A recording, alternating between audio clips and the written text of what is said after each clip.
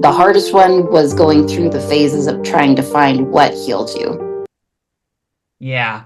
Were you worried when you had kids for the first time? Were you worried that with all the school shootings or the Columbine effect, as they call them afterwards, were you worried that could happen to Yeah. yours? Yes. Yeah, we have so obviously like you probably have heard of the schools doing the lockdowns and lock-ins and all of those things that they practice for and all that. So that has been a little bit more helpful because my kids, they have to learn why they got to do it. So they do. That is helpful for me knowing that they know what to do or what they're supposed to do. Um, but there are many days that I'll hear something on the news that there's not even having to deal with schools, like there's a bank robbery close to the school, or there was an accident close to one of the schools, and not 2 seconds later I find myself in the car driving to make sure that there's nothing happening at the school. So I think having children has made me realize what I truly truly love and what I truly need to focus on, versus what matters and what doesn't. But for the rest of my life, I know that I will always wonder, oh God, are my kids going to walk into that school and be shot? Yeah.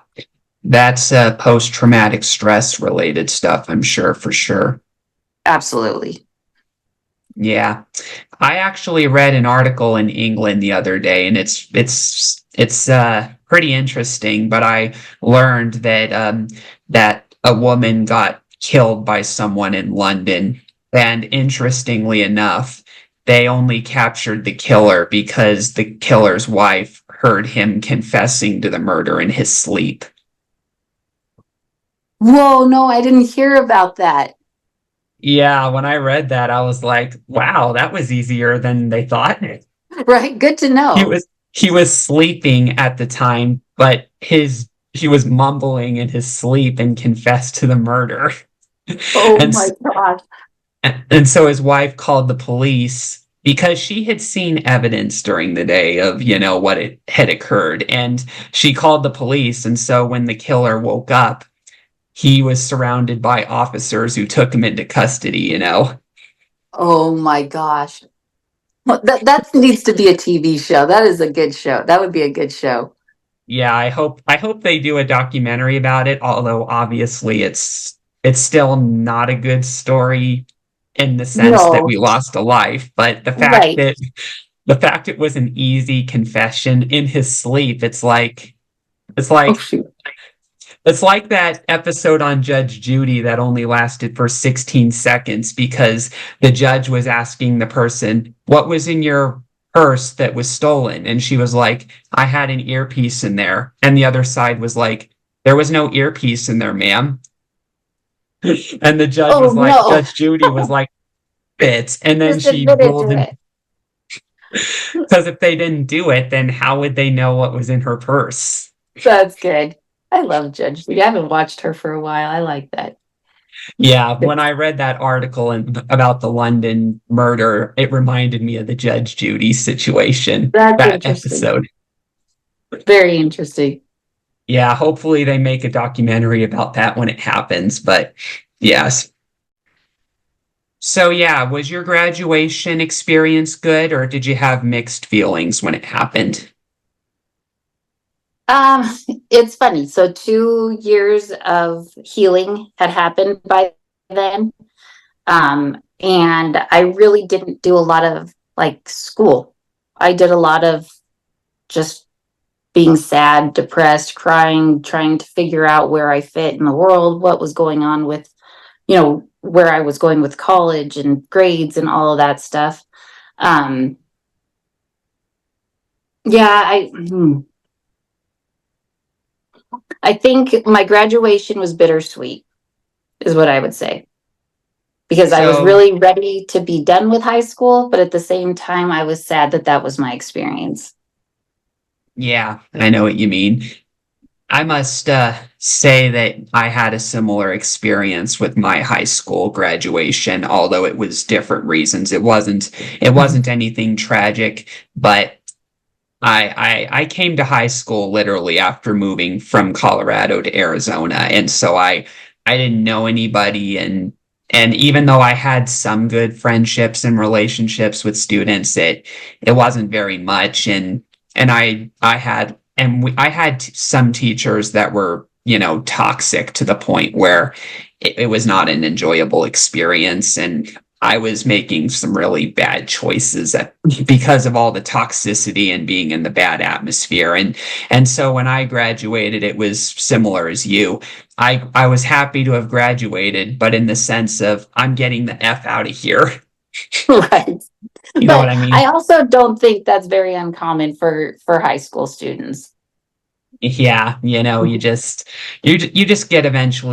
eventually outgrow it. But sadly, as the song says, high school will stick forever to an I extent. know. It's true. And it's true. It doesn't matter if you're in a massacre or you have a regular great experience. High school is high school. Yeah. So how did you go into the real estate business? Um, So I got into real estate in 2012. I had gotten divorced and I needed a job where I could be able to still make a little money and stay home at the same time because I was staying at home prior to my divorce. So I started working with somebody I think they're Live Sotheby now, and gratefully they were needing somebody to manage like some leads that were coming in, and that's really how I got into it. And I just kind of played with their back office and learned a lot, and uh, ultimately moved up into a transaction coordinator. And now, just within the last year, I've become an agent and sold a couple of my husband and I's flips in a couple of friends' houses. And I'm working with a few buyers now, and it's just really good. It's been a good thing for me. Yeah, what exactly is real estate when you like explain the process if you can? Well, yeah, Yeah. you can, So but yeah. No, so real estate can really be anything that you own, obviously, but it's like a home property, something like that that sits on land that you can buy and sell. We like to buy houses that have been distressed, destroyed, things like that, that, people, or they're old and they couldn't take care of it, things like that, or they just didn't have the money to take care of it.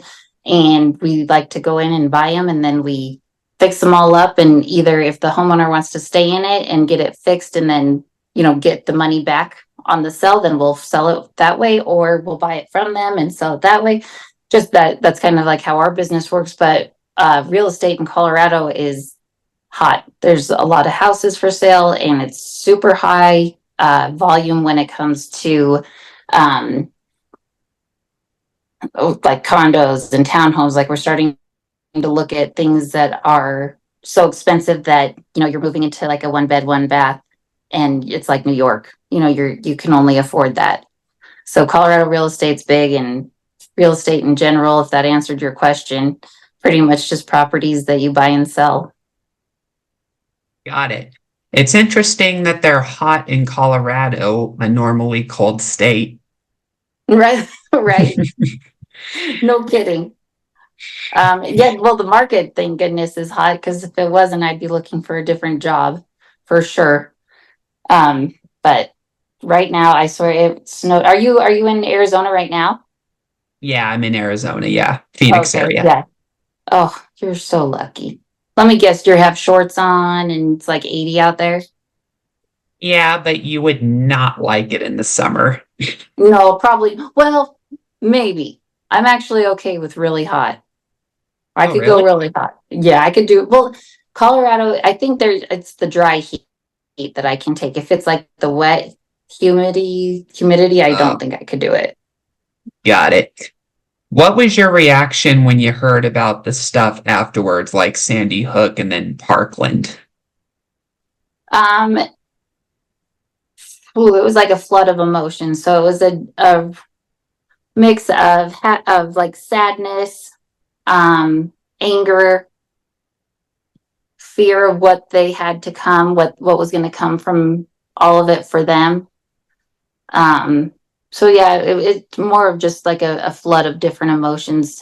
None happy for sure. it wasn't happy at all.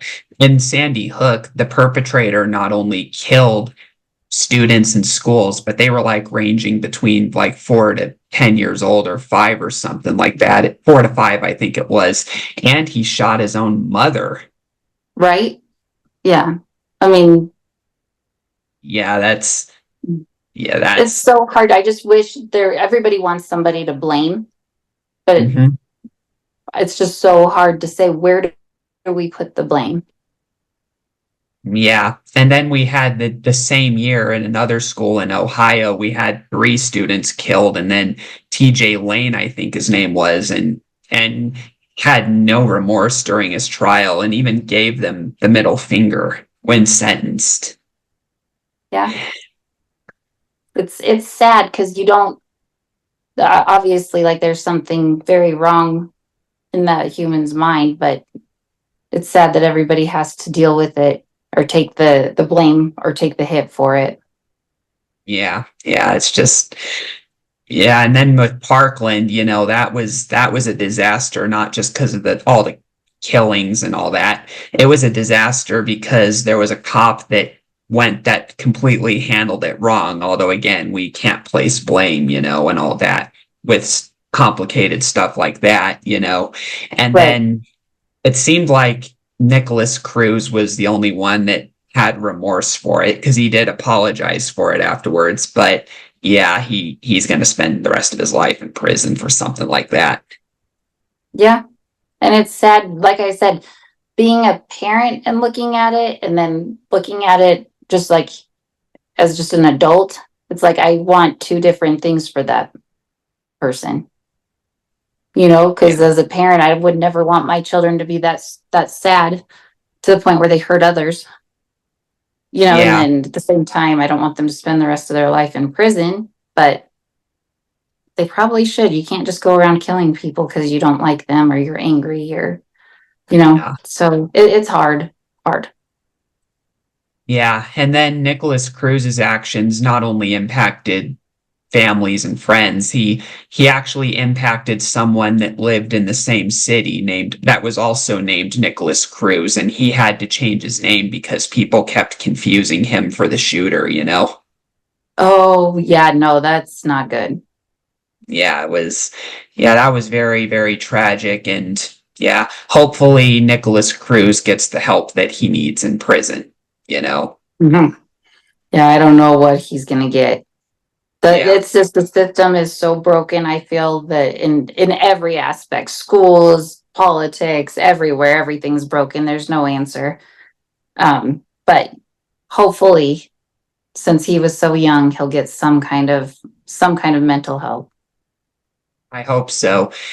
But yeah, it's hard to make the argument that he should ever get parole and all that because it's not like at his age you can have a come to Jesus moment and realize, oh, I just realized now that killing How people is bad? wrong. You Right. know what I mean? Right. Yeah, that's a really good point. Yeah. I mean, of course I hope he does get right with God, but the bottom line is he can't just say in prison afterwards, "Oh, I just realized now that killing people is wrong." Yeah. Like, And aha. I mean, I hope it hits, Yeah. I but hope it I mean, does, it's but too late. Too little, yeah, too late now. it's like you can't just say that and give back the people you killed. No. So, Well, then, yeah, it's gone forever. yeah. So, what are your hopes for how the world can handle this kind of stuff if you think it can be fixed?